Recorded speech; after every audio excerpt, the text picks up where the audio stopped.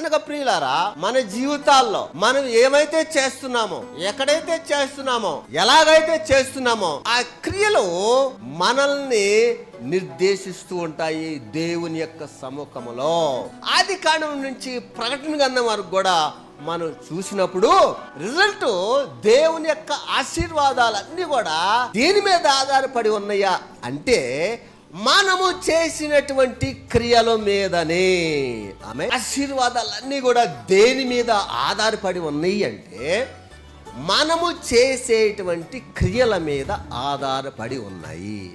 ఇప్పుడు దేవుని యొక్క ఆశీర్వాదాలు రావాలి అన్నా, దేవుని యొక్క ఆశీర్వాదాలు వద్దు అన్నా ఏ అంశం మీద ఆధారపడి ఉంది అనుకుంటారు? చాలా మంది అనుకుంటారంటే మనం చేసేటువంటి మంచి క్రియల మీద ఆధారపడి ఉండేయండి అంటే. కొంతమంది అంటారు కాదు దేవుని మీద ఆధారపడి ఉందంటారు. దేవుని యొక్క ఆశీర్వాదాలు నీ మీదికి రావాలి అంటే, మన మీదికి రావాలంటే మనమే కారణం. ఎందుకంటే ఆది కాండం గ్రంథం వరకు కూడా మన క్రియల మీద ఆధారపడి ఉండే అని మనం చూసినప్పుడు ఆశీర్వాదాలు కూడా మనం చేసేటువంటి క్రియల మీద ఆధారపడి ఉన్నాయి కదా. అందుకని మనము అనునిత్యము దేవునికి భయపడి మనము చేసేటువంటి ప్రతి క్రియ కూడా దేవుడు చూస్తున్నాడని విశ్వాసం కలిగి ఉంటే మనము ధన్యులము.